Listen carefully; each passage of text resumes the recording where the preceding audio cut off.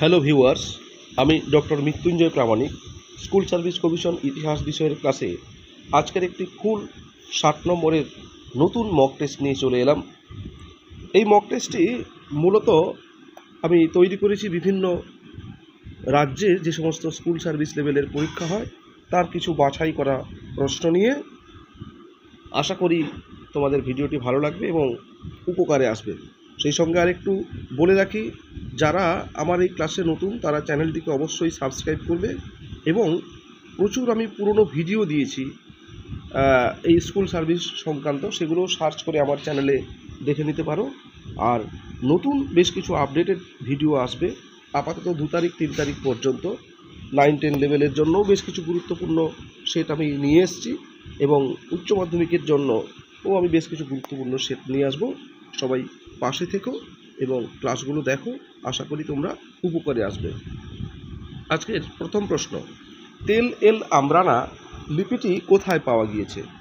Punjab, Iraq, Bohemia, Iran. সঠিক উত্তরটি হবে ইরান। পরের প্রশ্ন, কোন যাত্রী বলেছেন ভারতের প্রতিটি কোণে ইতিহাস লেখার জন্য ইতিহাসবিদদের নিয়োগ করা হয়েছিল? মেঘাস্থিনিস, ফাহিয়েন, হিউয়েনসাং, ইৎসিং। সঠিক উত্তরটি হবে হিউয়েনসাং। পরের প্রশ্ন, জয় সংহিতা হিসেবে কোন মহাকাব্যকে উল্লেখ করা হয়? রামায়ণ, মহাভারত, ন্যায়সূত্র, কথামঞ্জুরি। সঠিক উত্তরটি হবে মহাভারত। পরের প্রশ্ন, সঙ্গম সাহিত্যের শ্রেষ্ঠ মহাকাব্য কী?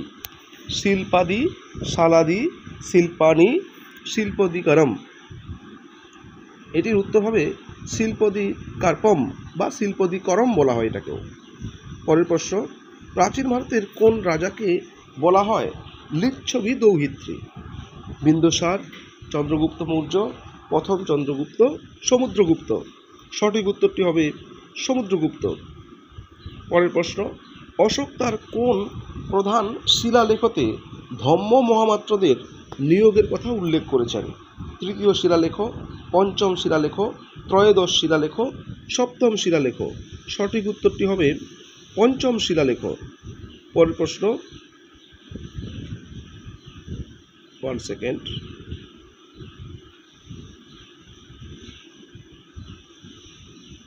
পরের প্রশ্ন, সিন্ধু সভ্যতার বাড়িঘরের দরজা জানলাগুলি মূল রাস্তার দিকে না খুলে ভেতরের গলির দিকে খুলত। এর ব্যতিক্রম কোন কেন্দ্রে দেখা যায়? অর্থাৎ বেশিরভাগ শহরের বাড়িঘরের দরজা জানলাগুলি মূল রাস্তার দিকে না খুলে ভেতরের দিকেই খুলতো, কিন্তু তাহলে মূল রাস্তার দিকে কোনটাই খুলতো? কোন কেন্দ্রে? ধোলাভিরা, লোথাল, কালীবঙ্গান, বনওয়ালি। সঠিক উত্তরটি হবে লোথাল। পরের প্রশ্ন, আদি বৈদিক যুগের প্রধান অর্থনৈতিক ভিত্তি কী ছিল? অর্থাৎ ঋগ বৈদিক যুগের শুরুতেই প্রধান অর্থনৈতিক ভিত্তি কৃষি, পশুপালন, বাণিজ্য, শিল্প। সঠিক উত্তরটি হবে পশুপালন। পরের প্রশ্ন, সিন্ধুবাসীর প্রধান খাদ্যশস্য কী ছিল? ধান ও গম, ধান ও ভুট্টা, গম ও যব, মাছ ও মাংস। সঠিক উত্তরটি হবে গম ও যব। পরের প্রশ্ন, পরবর্তী বৈদিক যুগের প্রচলিত অশ্বমেধ যজ্ঞ কিসের প্রতীক ছিল? রাজার রাজ্যাভিষেক, রাজার সাম্রাজ্য বিস্তার ও সার্বভৌম ক্ষমতার প্রতিষ্ঠা, কৃষি ও উর্বরতার জন্য প্রার্থনা, পাপ মোচনের জন্য অনুষ্ঠান। সঠিক উত্তরটি হবে রাজার সাম্রাজ্য বিস্তার ও সার্বভৌম ক্ষমতা প্রতিষ্ঠা। পরের প্রশ্ন, কোন বেদে জাদুবিদ্যা, বশীকরণ এবং রোগ নিরাময়ের মন্ত্র সম্বলিত আছে বা সংকলিত আছে? ঋগ্বেদ, সামবেদ, যজুর্বেদ, অথর্ববেদ। সঠিক উত্তরটি হবে অথর্ববেদ। পরের প্রশ্ন, বৌদ্ধ গ্রন্থ অঙ্গুত্তরণিকায় অনুসারে মহাজন পদের সংখ্যা কয়টি ছিল? অর্থাৎ ষোড়শ মহাজন পদের যে সংখ্যাগুলো আমরা পাই সেটা বৌদ্ধ ধর্ম অঙ্গুত্তরণিকায় কটি উল্লেখ আছে? 10টি, 12টি, 16টি, 18টি। সঠিক উত্তরটি হবে 16টি। পরের প্রশ্ন, মগধের উত্থানের জন্য নিচের কোন কারণটি সবচেয়ে গুরুত্বপূর্ণ ছিল? উর্বর জমি ও কৃষি উদ্বৃত্ত, গঙ্গা নদীর ওপর নিয়ন্ত্রণ ও জলপথে বাণিজ্য, ছোটনাগপুর মালভূমি থেকে লোহা ও তামার সহজলভ্যতা, উপরের সবকটি। সঠিক উত্তরটি হবে উপরের সবকটি।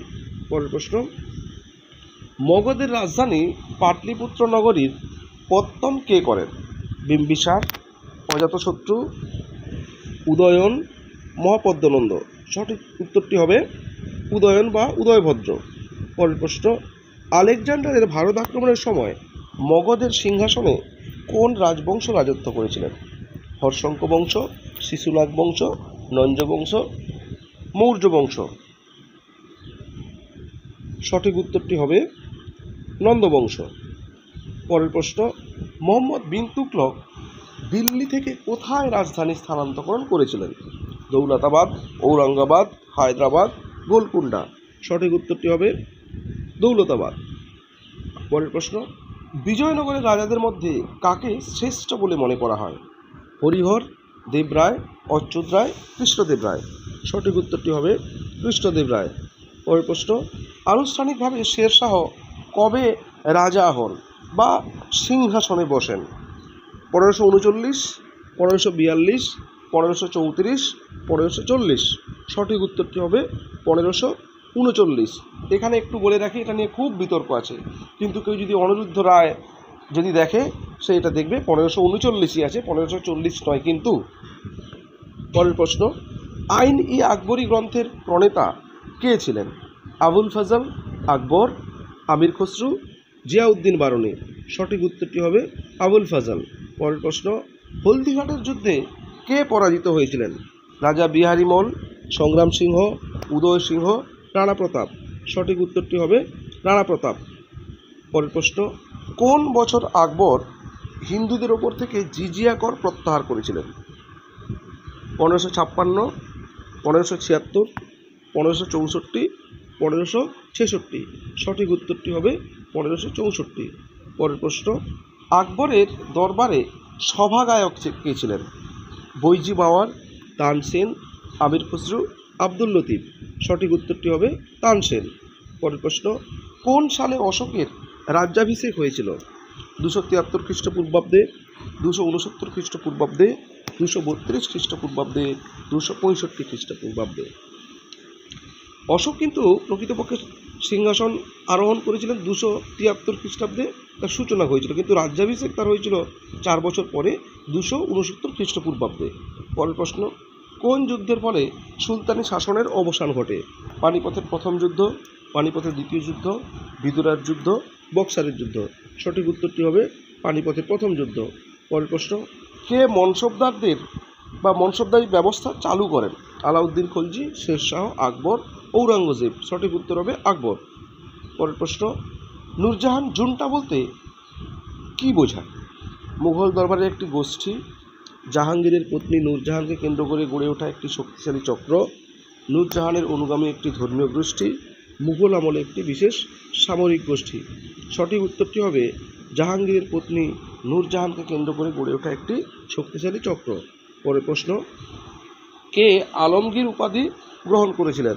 ফিরোজ শাহ তুগলক, শেরশাহ, আকবর, ঔরঙ্গজেব। সঠিক উত্তরটি হবে ঔরঙ্গজেব।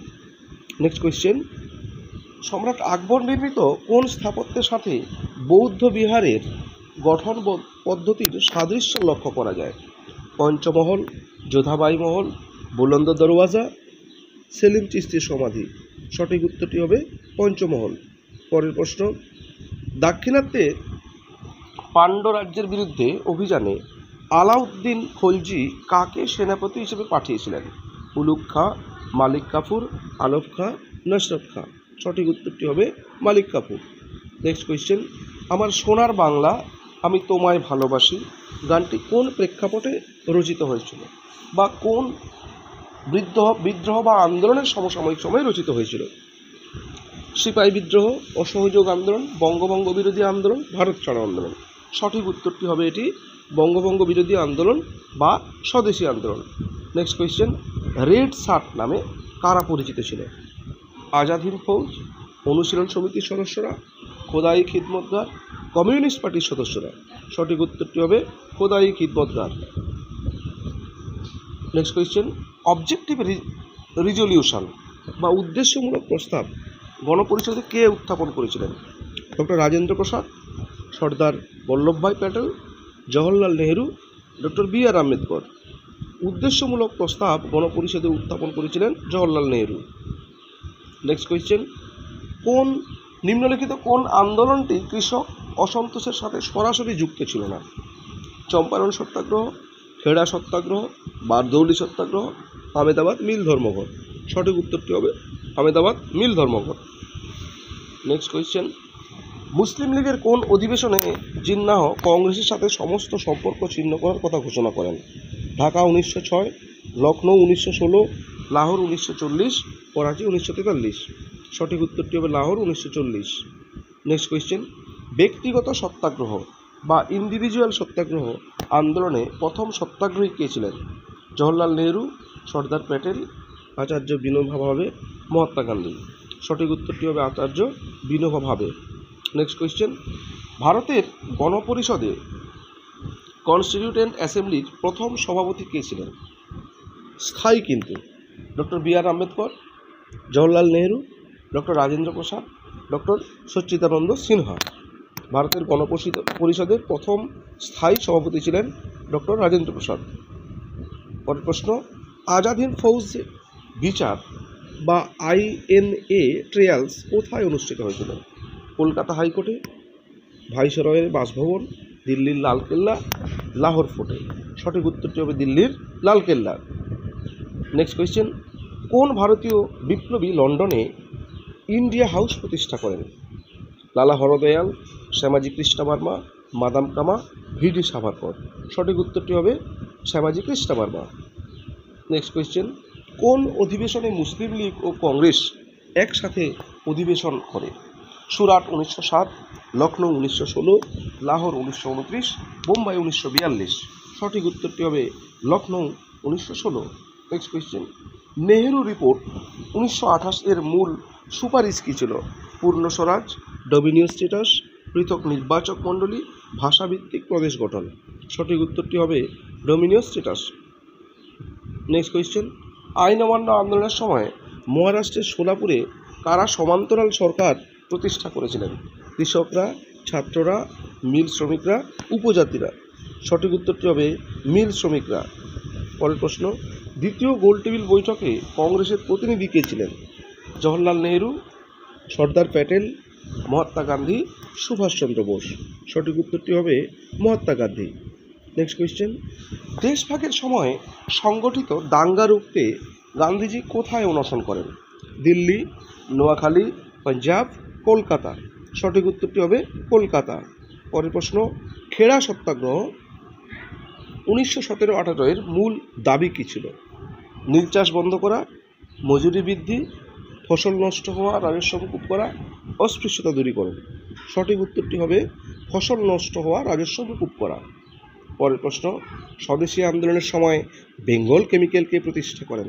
রবীন্দ্রনাথ ঠাকুর, প্রফুল্লচন্দ্র রায়, জগদীশনাথ চন্দ্র বসু, অরবিন্দ ঘোষ। সঠিক উত্তরটি হবে প্রফুল্লচন্দ্র রায়। পরের প্রশ্ন, সন্দেহের আইন ল অফ সাসপেক্টস আসলে কী ছিল? খাদ্য ভেজালকারীদের বিরুদ্ধে আইন, বিপ্লবী শত্রুদের কোনো প্রমাণ ছাড়াই গ্রেপ্তার ও বিচার করার জন্য প্রদত্ত ব্যাপক ক্ষমতা, কর ফাঁকি দেওয়ার বিরুদ্ধে আইন, বিদেশে পালানোর অভিজাতদের সম্পত্তি বাজেয়াপ্ত করার আইন। সঠিক উত্তরটি হবে বিপ্লবী শত্রুদের কোনো প্রমাণ ছাড়াই গ্রেপ্তার ও বিচার করার জন্য প্রদত্ত ব্যাপক ক্ষমতা।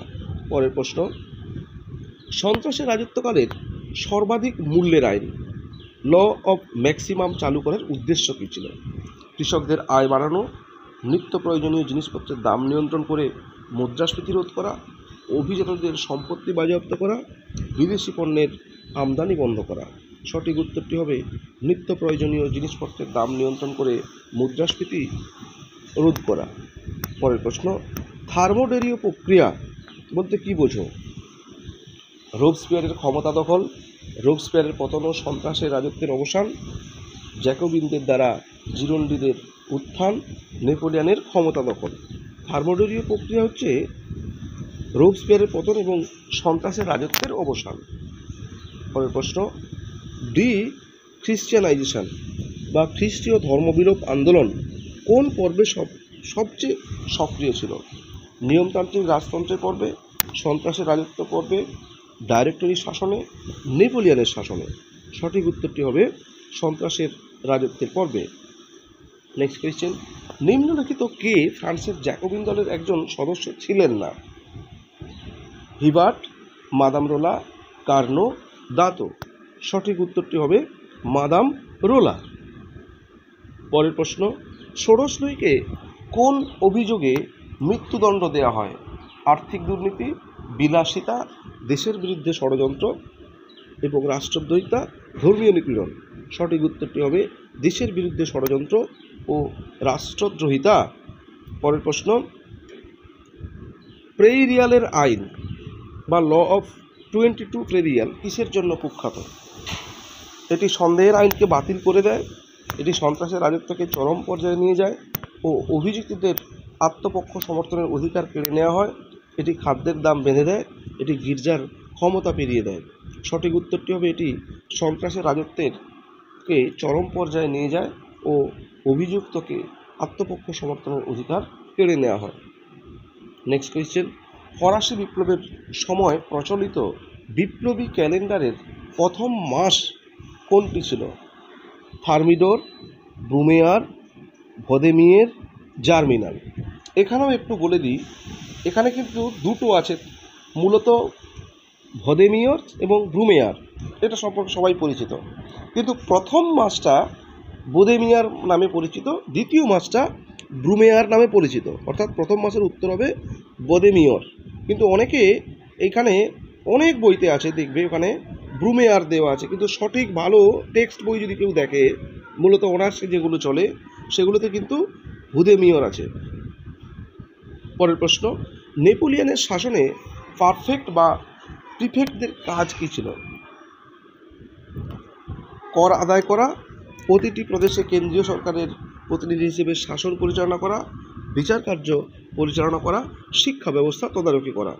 নেপোলিয়নের শাসনে প্রিফেক্টদের কাজ হচ্ছে প্রতিটি প্রদেশে ডিপার্টমেন্ট বা কেন্দ্রীয় সরকারের প্রতিনিধি হিসেবে শাসন পরিচালনা করা। পরের প্রশ্ন, নেপোলিয়নের শিক্ষা সংস্কারের সর্বোচ্চ স্তরে কোন প্রতিষ্ঠাটি ছিল? Lycee, primary school, university of France, polytechnic school? সঠিক উত্তরটি হবে university of France. Next question, কোন ক্লাবটি ফরাসি বিপ্লবের মস্তিষ্ক বলা হতো? কোন ক্লাবটিকে? Cordeliers club, Girondist club, Jacobin club, Feuillant club? সঠিক উত্তরটি হবে জ্যাকোবিন ক্লাব। পরের প্রশ্ন, কোন সন্ধির পর বলা হয় নেপোলিয়ন বোনাপার্টের সাম্রাজ্যবাদী সাফল্যের সর্বোচ্চ সীমা স্পর্শ করেছিল? টিলসিটের সন্ধি, পেশবার্গের সন্ধি, ফন্টেনব্লু সন্ধি, লুনিভিলের সন্ধি? সঠিক উত্তরটি হবে টিলসিটের সন্ধি। পরের প্রশ্ন, ভেন্ডি বিদ্রোহ আসলে কী ছিল? প্যারিসের সাঁ কুলেতদের বিদ্রোহ, ফ্রান্সের পশ্চিম অঞ্চলের রাজতন্ত্রী ও ক্যাথলিক কৃষকদের প্রতি বিপ্লবী বিদ্রোহ, কৃতদাসদের বিদ্রোহ, সেনাবাহিনীর বিদ্রোহ? সঠিক উত্তরটি হবে ফ্রান্সের পশ্চিম অঞ্চলের রাজতন্ত্রী ও ক্যাথলিক কৃষকদের প্রতি বিপ্লবী বিদ্রোহ। সকল ছাত্রছাত্রীকে একটা কথা বলে রাখি, প্রিভিয়াস ভিডিওগুলো থেকে শুরু করে আপ টু পরীক্ষার আগের দিন পর্যন্ত যে সমস্ত ভিডিও আমি আপলোড করব, সবাই দেখার চেষ্টা করবে। প্রচুর প্রশ্ন কিন্তু কমন পাবে, আমি শুধু এইটুকু বলে রাখলাম, প্রচুর প্রশ্ন কমন পাবে। যারা এখনও চ্যানেলটাকে সাবস্ক্রাইব করো, সাবস্ক্রাইব করে রাখো, বেশ কিছু গুরুত্বপূর্ণ ক্লাস আরও আসছে। পরের প্রশ্ন, প্রথম ফরাসি প্রজাতন্ত্র ফার্স্ট ফ্রেঞ্চ রিভলিউশন কবে ঘোষিত হয়? 1789 14ই জুলাই, 1792 10ই আগস্ট, 1792 21শে সেপ্টেম্বর, 1794 27শে জুলাই? সঠিক উত্তরটি হবে 21শে সেপ্টেম্বর 1792। লাস্ট প্রশ্ন, নেপোলিয়ন বোনাপার্টের কোন কৃতিত্বের জন্য তাকে দ্বিতীয় জাস্টিনিয়ান বলা হয়? Concordat, continental system, legion of honour, code Napoleon? সঠিক উত্তরটি হবে কোড নেপোলিয়ন। ধন্যবাদ সবাইকে।